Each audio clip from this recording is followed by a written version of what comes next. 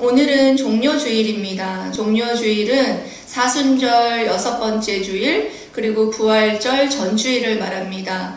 예수님께서 어린 나귀를 타시고 예루살렘에 입성하실 때 제자들이 나와 겉옷을 펴고 그리고 종려나무 가지를 흔들며 찬양하고 맞이했던 것을 역사적으로 기념하는 주일이기도 합니다. 2000년 전에 예수님께서는 예루살렘 성에 이 수많은 사람들의 환영을 받으면서 예루살렘 성에 입성하셨습니다. 그런데 이들이 예수님이 예루살렘 성에 입성할 때 종려나무 가지를 흔들며 기뻐 찬양하고 있는데, 이들이 예수님을 어떤 예수님으로 알고 그들이 기뻐 찬양하고 있는지 사실은 그들은 예수님을 제대로 알고 있지 못했습니다. 그렇다면 오늘 본문 말씀을 통해서 우리는 과연 예수님을 제대로 알고 찬양하고 있는 것인지, 다시 한번 본문 말씀을 통해서 예수님이 누구신지에 대해서 계속해서 본문 말씀을 통해서 말씀하고 계세요. 그래서 그 말씀을 통해서 우리는 예수님을 만약에 지금 바로 알고 계시지 않는다면 본문 말씀을 통해서 예수님을 제대로 알고 정말 하나님께 예수님을 찬양하는 그런 자로 세워지는 시간 되시기를 축복합니다. 아멘. 이 시간 예수님께서는 자신이 누구신지에 대해서 여러 가지 행동들을 하시는 것을 볼 수 있습니다. 여러 가지 행동들을 하시는데요. 먼저는 고난을 앞두고 있었음에도 불구하고 예루살렘으로 앞서서 가시는 모습을 보이고 계십니다. 예수님께서 이 말씀을 말씀을 하시고라고 시작하고 계시는데요. 이 전에 어떤 말씀을 하셨습니까? 문화 비유를 통해서 곧 있으면 심판이 있을 것인데 그 마지막 심판 때를 준비하는 것이 하루하루를 최선을 다해서 살아가는 그런 삶을 살아가라고 제자들에게 말씀하신 이후에, 그런 이후에 예수님께서는 예루살렘을 향하여서 앞서서 나아가시는 모습을 봅니다. 사실은 예루살렘 성으로 예루살렘으로 가면 예수님께서 무슨 일을 해야 되는지를 예수님은 알고 있으셨어요. 하나님께서 창세기 3장 15절에 구속 언약을 세우시고 역사 가운데에서 그 구속 언약을 이루시기 위해서 하나님께서 많은 일들을 하셨죠. 그 중에서 예수님을 통해서 그 구속 언약을 이루시기 위해서, 완성하시기 위해서 예수님을 보내시고, 그리고 또 예수님이 역사 가운데에 오셔서 이 구속 언약을 이루시기 위해서 일주일 앞두고 십자가의 그 대속의 사역을 완성하시기 위해서, 그것을 통해서 하나님의 그 구속 언약을 이루시기 위한 그 승리의 입성을 위해서 지금 예루살렘 성으로 향하는 모습을 보여주고 있다는 것입니다. 그렇습니다. 고난이 있고 십자가의 대속이 있는 것을 알면서도 묵묵하게 예루살렘 성을 향하셨다라는 사실이죠. 이사야 선지자는 예수님을 누구라 하셨습니까? 이사야 9장 6절에 보면 기묘자라, 모사라, 그리고 영존하신 아버지라, 전능하신 또 아버지라 말씀하시고, 그렇게 예수님을 표현한 이사야 선지자를 통하여서 그렇게 이사야는 예수님을 평강의 왕이다 라고 예수님을 설명을 했었습니다. 예수님을 평강의 왕이라고 설명하는 것을 통해서 예수님이 이 땅 가운데 오신 목적을 말씀해 주는 것이기도 합니다. 예수님이 이 땅 가운데에 평강의 왕으로 오셨다고 합니다.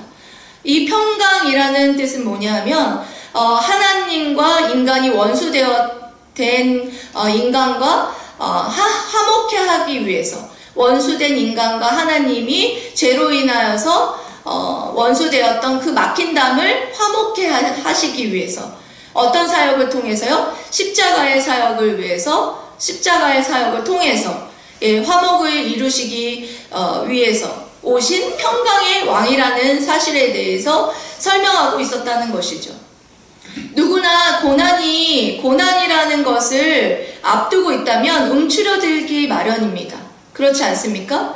그런데 예수님께서는 이 고난의 십자가를 지기 위해서 예루살렘 성으로 입성하는 것을 두려워하지 않았습니다. 오히려 기뻐하시고 앞서서 나아가시고 계시는 평강의 왕의 모습을 우리에게 보여주고 있다는 사실입니다. 그래서 예수님의 그 모습을 보면서 우리는 고난의 왕으로서 이 땅 가운데 오셔서 평강의 왕으로 하나님과의 우리와의 원수된 막힌 담을 여시고, 그리고 십자가의 대속으로 말미암아 우리를 구원하신 그 평강의 왕의 고난의 모습을 보면서 여러분들은 어떤 것들을 깨닫고 있습니까? 고난의 왕으로 오신 예수님처럼 예수님께서 희생과 헌신을 통해서 우리의 모든 죄를 사하시고 우리를 구원하시려고 이 땅 가운데 오셔서 이 모든 고난을 다 감당하셨다라는 사실을 여러분들 바라보면서 어떤 마음이 드십니까? 고난이라는 것이 두렵지만 고난을 통해서 예수님께서 희생과 헌신을 이루신 것처럼 우리 또한 예수님의 제자답게 고난을 두려워하지 않는 그런 모습이 필요하겠다라는 생각이 저는 이 말씀을 묵상하면서 들었습니다. 고난이 두렵지만 하지만 고난의 길을 걸어가신 예수님의 제자답게 십자가의 길을 걸어가신 주님의 뒤를 따라서 자기 십자가를 지고 고난의 길을 걸어가는 것이 마땅한 제자의 길이다라는 생각이 듭니다. 여러분들은 어떻습니까? 고난이 아직도 두렵습니까? 골로새서 1장 24절에 바울은 이렇게 말하고 있습니다. 여러분 읽어보세요. 나는 이제 시작. 나는 이제 너희를 위하여 받는 영광을 구하고 그리스도의 남은 고난을 위해 본된 교회를 위하여 기대치에 주옵나이다.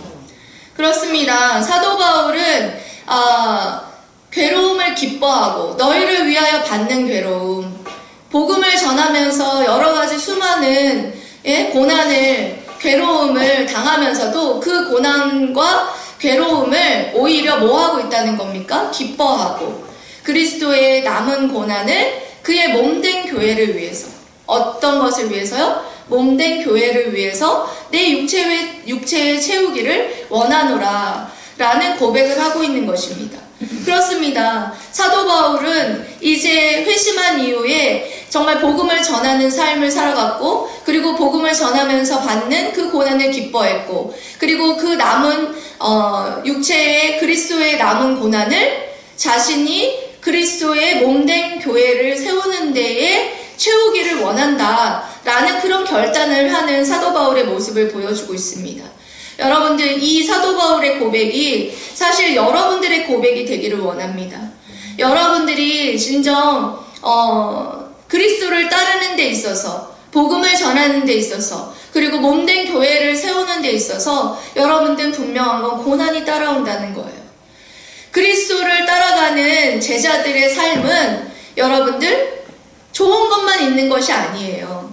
한때 한국교회에서 복음을 잘못 가르쳐서 고난이 낯설게 느껴지고, 예수 믿으면 복 받습니다, 예수 믿으면 만사형통입니다 라는 잘못된 복음을 전하면서 그것으로 인하여서 우리 여기 한국에 있는 교회 교인들이 모두 다 예수 믿으면 복만 받는구나, 그래서 고난과 굉장히 멀어지고 고난이 굉장히 어색하게 느껴지는 그런 이상한 현상이 벌어졌다라는 거예요. 그런 것처럼 여러분, 그것이 복음입니까? 그것은 잘못된 복음이에요. 분명한 건 예수 믿으면 영육의 구원이 있습니다. 이것이 복음이고, 그리고 또한 예수 그리스도를 믿어 구원받으면 그 뒤에 따라오는 것이 무엇이냐? 그리스도를 위해서, 몸된 교회를 위해서, 복음을 위해서 당연히 따라오는 것이 고난이다 라는 것을 말해주는 것이 복음이라는 거예요. 그리스도께서도 고난의 십자가를, 자신이 죽음으로써 감당해야 될 그 고난의 십자가를 지면서 분명히 고난이고 또한 그 고난으로 인하여서 자신이 죽어야 되는 것을 알면서도 묵묵하게 걸어갔던 것. 왜 그랬습니까? 우리를 살리기 위해서, 우리를 구원하기 위해서 그렇게 묵묵하게 고난의 십자가를 지셨다라는 거예요. 그렇다면 우리 여기에 모두 앉아있는 여러분들, 십자가의 그 구속으로 그 구원으로 구원받았다면 우리들 또한 예수님이 주신 그 희생과 헌신을 여러분들 당연히 여러분들도 져야 하지 않겠습니까? 예수님이 십자가에 못 박혀 죽으심으로 말미암아 하늘의 미랄이 되셨습니다. 하늘의 미랄이 떨어져 땅에 떨어져 많은 열매를 맺은 것처럼 예수님께서 하늘의 미랄이 돼서 십자가의 대속의 사역을 이루셔서 많은 사람을 살리셨잖아요. 그와 같이 우리도 예수님 따라서 예수님과 같이 희생과 헌신의 십자가에 고난의 십자가를 지고 따라갈 때 고난이 따라오는 것이 당연하다라는 거예요. 여러분 고난이 안 따라오면 여러분 제대로 여러분 신앙생활하고 있지 않다라는 거예요. 복음을 전하면서 고난이 따라와야 되고 그리고 교회를 섬기면서 고난이 따라와야 돼요. 주님을 섬기는 건 쉬운 일이 아닙니다. 하지만 굉장히 하나님이 기뻐하시는 일이고 주님이 그 길을 걸어갔기 때문에 우리 또한 그 길을 걸어가는 거예요. 그것을 뭐하게 여긴다고요? 기뻐한다고요. 기뻐하며 우리 몸된 교회를 위해서 또 우리 그리스도의 남은 고난을 그의 몸된 교회를 위해서 내 육체에 채우기를 힘쓰는 그런 삶을 살아가는 것이 바로 종려주의를 맞이해서 주님께서 예루살렘 성에 입성하셔서 자신이 그 고난의 십자가에 죽음을 앞두고도 그가 승리의 예루살렘에 입성을 하신 것처럼 그 사명을 감당하신 것처럼 여러분들도 또한 정말 주님의 몸된 교회와 복음을 전하는 이 사명을 감당하기 위해서 여러분들도 고난을 마다하지 않고 힘써 사명자로서 앞서 나가신 주님과 같이 여러분들 또한 그와 같이 고난을 기뻐하고 묵묵하게 여러분 주님의 십자가를 바라보면서 주님과 함께 그 고난의 십자가를 함께 지고 사명에 여러분들에게 맡겨진 그 사명을 감당하는 저와 여러분들 되시기를 축복합니다. 아멘. 그리고 또 두 번째로는 구약의 예언의 성취를 이루신 구원의 메시아이심을 증거하셨습니다. 주님께서는 제자들을 보내시면서 30절, 31절 말씀 띄워주십시오. 읽어보십시오. 이르시되 너희는 맞은편 마을로 가라. 그리로 들어가면 아직 아무도 가보지 않은 닭이 숙성되어 있을 것을 보리니 그로 끌고 오라. 만일 누가 너희에게 어찌하여 푸느냐 묻거든 말하기를 주가 쓰시겠다 하라 하시매. 여기까지요. 여러분 그렇습니다. 지금 주님께서는 벳바게로 들어가셔서 제자들을 지금 마을 건너편에 보내십니다. 마을 건너편으로 보내시는 이유가 무엇입니까? 주님께서는 지금 자신이 나귀를 타고 예루살렘 성에 돼야 할 줄을 알고 계셨습니다. 어디에 나귀가 있고 그 나귀의 주인에게 물어보면 나귀의 주인이 물어보면 뭐라고 대답해야 될지도 알고 계셨어요. 특별히 예수님께서 이와 같이 나귀를 타고 들어가야 될 특별한 이유가 있으셨습니다. 예수님께서는 이 사건을 통해서 예수님 자신이 메시아라는 사실에 대해서 자신의 신성을 지금 나타내고 있는 말씀이기도 합니다. 어떻게 아시겠어요? 마을 건너편으로 가고 거기에 나귀가 메어져 있고 그 나귀를 누가 풀릴 때 뭐라고 하면 주가 쓰시겠다 하라. 이것을 어떻게 다 알았겠습니까? 주님이 메시아이셨기 때문에 아셨다라는 거예요. 그와 같이 예수님께서는 자신이 메시아이심을 말씀하시고 그리고 특별히 나귀를 타고 들어가셔야 할 이유가 있었어요. 그 이유에 대해서 스가랴 9장 9절 말씀에 이렇게 말하고 있죠. 시온에 따라 읽어보세요. 시작. 시온에 따라 그의 들어갈지어다. 예루살렘에 따라 즐거이 부를지어다. 고난의 왕이 그에게 임하시나니 그는 공의로우시며 구원을 베푸시며 겸손한 자에게 양육하시나니 나귀에게 작은 것 곧 나귀 새끼니라. 아멘. 그렇습니다. 스가랴 선지자를 통해서 700년 전에 예언했던 그 구약의 예언의 말씀을 성취하시기 위해서 스가랴 9장 9절 말씀 여러분들 읽으셨죠? 예루살렘에 따라, 예? 시온에 따라, 이 시온에 따라 다 예루살렘을 지칭하는 거예요. 예. 예루살렘에 따라 시온에 따라 즐거이 부를지어라. 보라, 내 왕이 내게 임하시나니 그는 공의로우시며 구원을 베푸시며 겸손하여서 나귀를 타시나니 나귀의 작은 것 곧 나귀 새끼니라. 예수님이 그냥 나귀 새끼를 타고 예루살렘에 입성하신 것이 아니라는 거예요. 분명하게 구약 성경에 나귀 새끼를 타고 겸손의 왕이 지금 공의로우시고 구원을 베푸실 겸손의 왕이 지금 나귀 새끼를 타고 시온의 딸 예루살렘에 들어오실 것이다 라는 그 예언의 말씀을 성취하시기 위해서 예수님께서는 나귀를 끌러오라고 하신 거예요. 그냥 이유가 없이 무조건 이와 같은 심부름을 시키신 게 아니라는 사실입니다. 이것을 보았을 때 여러분 어떻습니까? 제자들이 2명과 그리고 나귀 새끼를 끌고 온 것을 보아서 나귀 새끼 주인도 어떻게 했습니까? 이 말도 안 되는 상황에 순종했던 모습을 보여주고 있지요.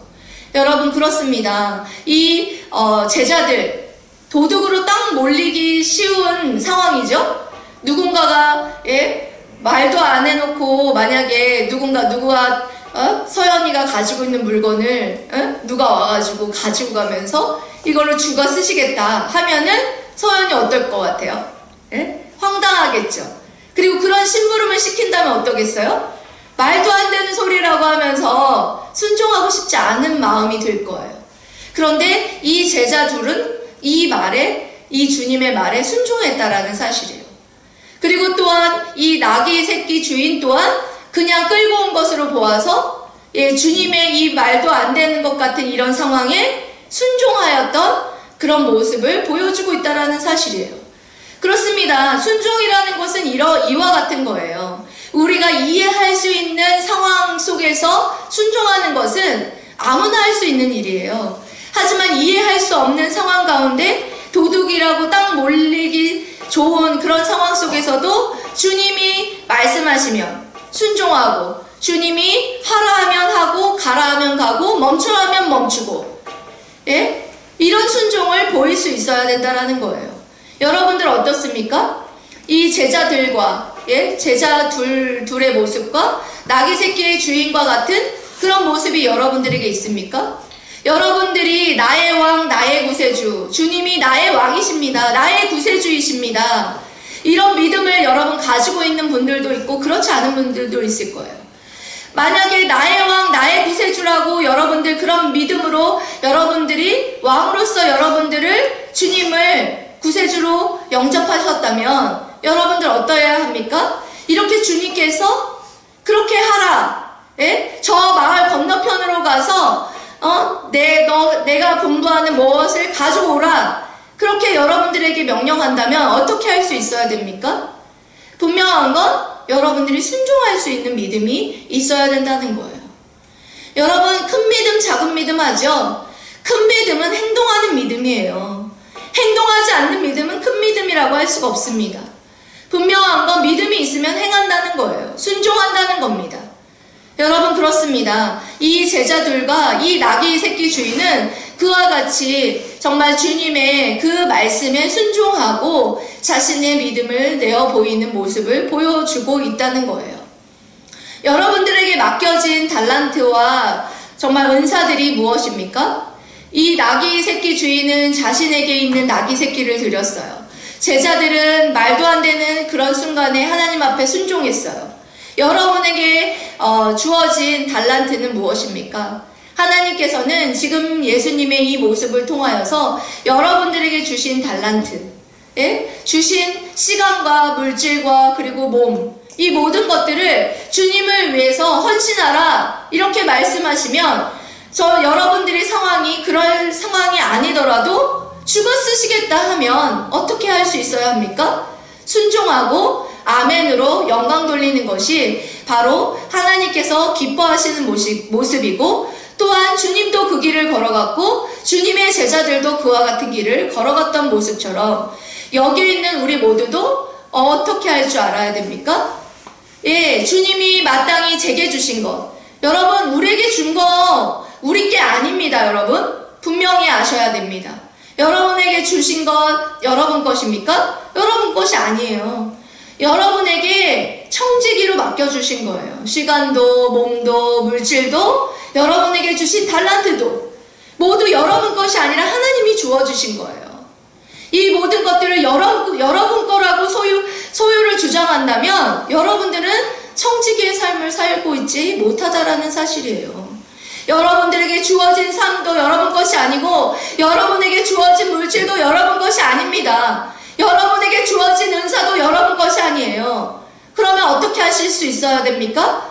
주님이 쓰시겠다면 기꺼이 시간도 몸도 물질도 그리고 또한 은사도 기꺼이 기쁜 마음으로 헌신하는 것이 바로 제자의 모습이고 그리고 주님이 걸어가신 그의 모습이다라는 사실을 여러분 기억하시면서 여러분들도 또한 그와 같이 주님께서 쓰시겠다 할 때 그 무조건적으로 순종하며 정말 그렇게 쓰임받는 저와 여러분들 되시기를 주님의 이름으로 사랑하고 축복합니다. 아멘. 그리고 세 번째로는 오늘 본문 말씀을 통해서 세 번째로 당신은 예수님을 어떤 분으로 알고 찬양하고 있습니까?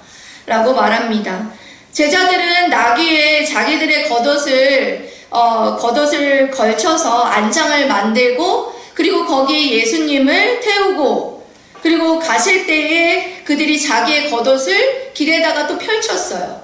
그리고 여기에 오늘 본문 말씀에는 그냥 찬양했다고 나오지만 마가복음 11장하고 마태복음 21장에 보면 종려나무 가지를 흔들며 그들이 호산나 다윗의 자손이요 하며 왕을 맞이하는 시민들과 제자들과 바리새인들을 우리가 볼 수 있었습니다. 여기에 이들의 이 모습은 왕하 9장 13절에 보면 왕에 대한 존경의 표시로서 그와 같은 행동들을 했어요. 그 나귀의 안장을 겉옷을 벗어서 그 위에다가 걸치고 그리고 또한 왕이 걸어가는 그 길에 자신의 겉옷을 펼쳐서 왕에게 존경의 표시를 보였던 그 모습을 그대로 재현하면서 그 이스라엘 백성들이 왕으로 오시는 다윗의 왕으로 오시는 그 예수 그리스도를 기쁨으로 맞이하고 있는 거예요. 그냥 겉으로 봤을 때는 다윗의 자손이요 호산나 다윗의 자손이요 이렇게 기뻐하는 것 같죠 여러분? 예? 호산나 무슨 뜻이에요? 구원하소서. 다윗의 자손이요 예? 그렇게 다윗의 왕권을 가지고 오셔서 예? 우리의 모든 메시아 왕국을 이루어서 이 이스라엘을 로마의 압제에서부터 우리를 해방시켜 주시옵소서. 이런 의미로 그들이 기뻐하고 그 종려나무 가지를 흔들었던 거예요. 종려나무 가지가 승리를 상징하는 뜻이기도 합니다. 그렇지만 예수님이 가지고 있었던 생각과 예수님이 어떤 분이시라는 것을 그들에게 말해주는 것과 그들이 예수님을 지금 맞이하는 마음 자세는 정말 판이하게 180도 달랐다라는 것을 여러분 알 수 있습니다. 그냥 겉모습으로 보았을 때는 호산나 다윗의 왕이요 종려나무를 가지를 흔들며 기뻐하고 즐거워하는 것만으로 예수님을 왕으로서 맞이하고 있는 모습을 보여주고 있지만 그들의 마음에서는 자신들의 뜻 가운데 자신이 원하는 메시아, 자신의 민족적 해방자요 정치적 해방자로서의 메시아로서 그 다윗의 왕 예수여 어서 오시옵소서 그렇게 기뻐하고 찬양했던 그런 모습을 보여주고 있는 것을 볼 수 있습니다.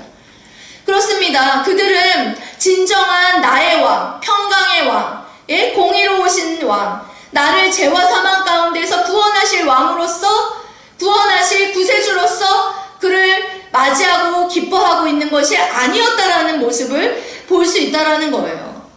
여기 보면 제자들도 마찬가지였어요. 제자들도 사실은 예수님의 능하신 일들로 인하여서 기뻐합니다 라는 그런 표현이 있었습니다.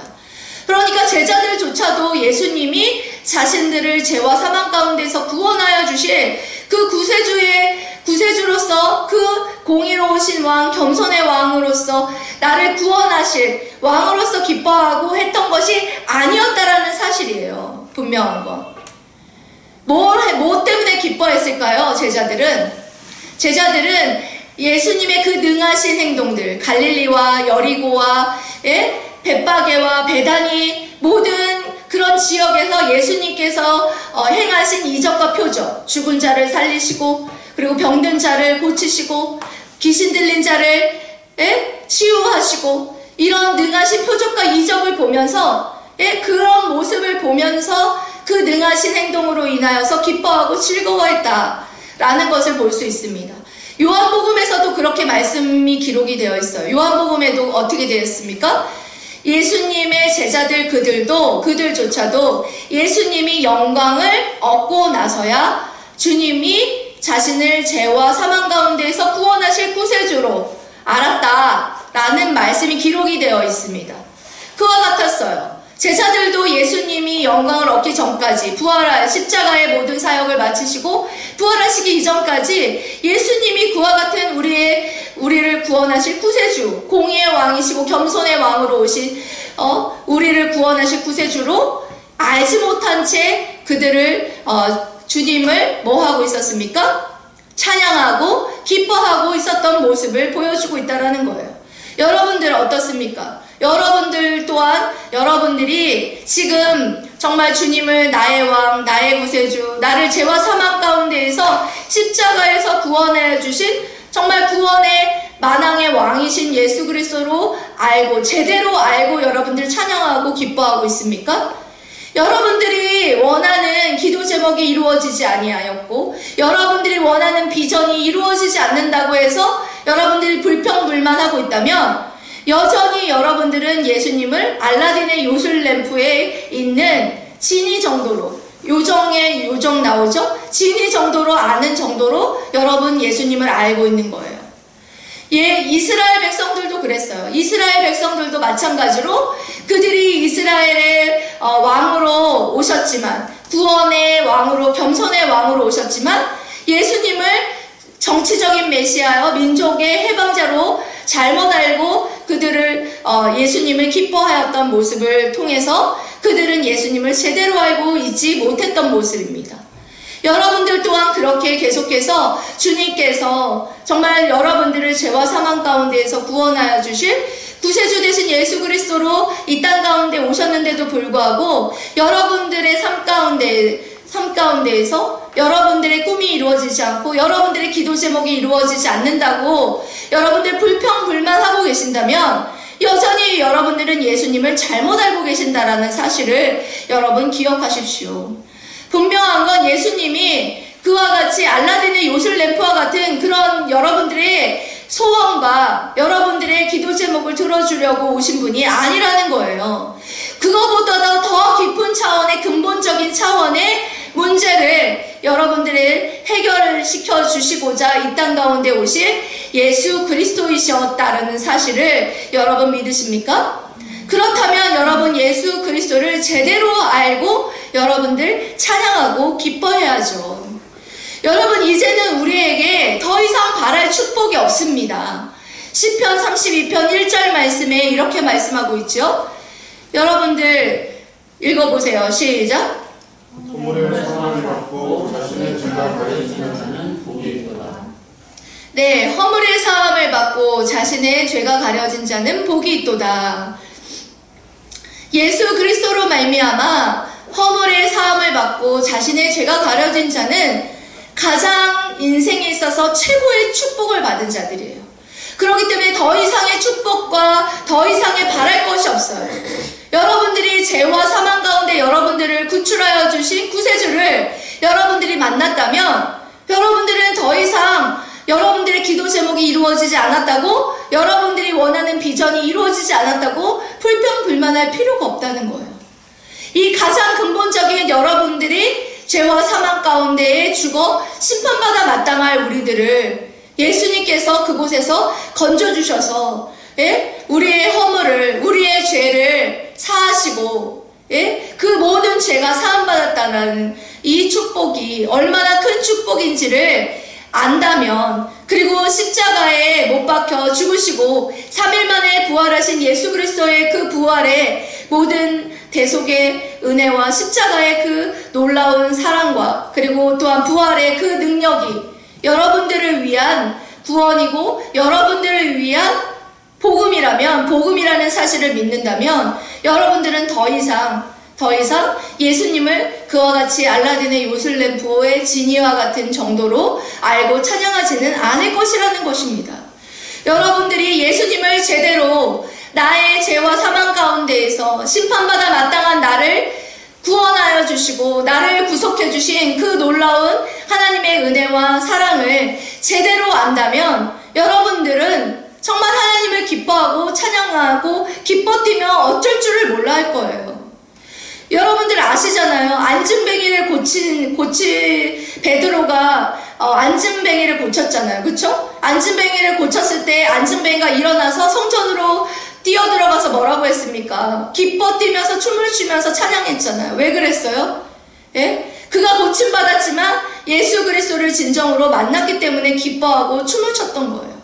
여러분들에게 정말 예수 그리스도가 나의 진정한 구세주고 정말 구원자라면 여러분들에게 그런 기쁨과 감사가 넘쳐서 정말 춤을 추고 기뻐 뛰어야죠. 제대로 여러분들이 알고 있다면 그와 같은 여러분들의 찬양을 부를 때나 그리고 또한 하나님을 높일 때 그와 같은 여러분들의 기쁨이 여러분들에게 충만해야죠. 여러분들에게 그와 같은 기쁨이 여러분들이 있습니까? 지금 종려나무 가지를 흔들면서 그들이 정말 다윗의 왕, 호산나 다윗의 왕이여 찬송하리로다. 그와 같이 고백하며 하지만 그들의 속마음에는 다른 마음이 있었다라는 거예요. 여러분들도 예수님을 찬양하고 있으면서 다른 마음으로 예수님을 나의 왕, 나의 구세주로 진정으로 나의 왕으로 모시고 기뻐하고 찬양하고 있냔 말입니다, 여러분. 예수님께서 여러분들 오늘 본문 말씀 읽지 않았지만 예수님께서 성을 보고 우시니라 라는 말씀이 기록되어 있었어요. 오늘 내가 기도를 하면서 갑자기 그 말씀이 막 생각이 나는 거예요. 예수님이 왜 우셨을까? 왜 우셨을 것 같아요? 예루살렘 성에 있는 정말 예수님이 구세주이시고 예수님이 만왕의 왕이시고 너를 죄와 사망 가운데서 구원할 그 만왕의 왕이심을 알지 못하는 그 갈 길을 잃은 백성들을 바라보면서 가슴이 아프셔서 우셨다라는 거예요. 그것을 아까 예배 준비하는데 이거는 설교에 준비한 내용이 아니에요. 갑자기 딱 생각이 나면서 주님의 눈물이 생각이 나더라고요. 주님은 그렇게 우리를 구원하시러 이 땅 가운데에 고난의 왕으로서 이 땅 가운데 오셨는데 우리는 만왕의 왕, 나의 왕 구세주라고 말하면서 진정으로 나의 왕을 나의 구세주로 모시고 기뻐하고 즐거워하고 찬양하는 것일까? 그렇게 찬양하지 못하는 우리들을 바라보면서 예수님이 울고 계시는구나 라는 것을 깨닫게 하셨어요. 여러분 어떻습니까? 주님을 여러분 그와 같이 정말 이스라엘의 백성이 잘못 알고 예수님을 다윗의 왕으로 환영하고 기뻐했던 그런 모습이 우리들에게도 있지 않느냐 말입니다, 여러분. 여러분들에게 그런 모습이 여전히 남아있다면 그 성을 바라보면서 여러분들을 바라보면서 울고 계시는 예수님의 눈물을 바라보시고 예수님이 연약하고 부족한 우리들을 위해서 십자가에 못 박혀 죽으시고 우리를 구원하신 만왕의 왕 구세주 되심을 여러분 제대로 알고 기뻐 찬양하는 저와 여러분 되시기를 주님의 이름으로 사랑하고 축복합니다. 아멘.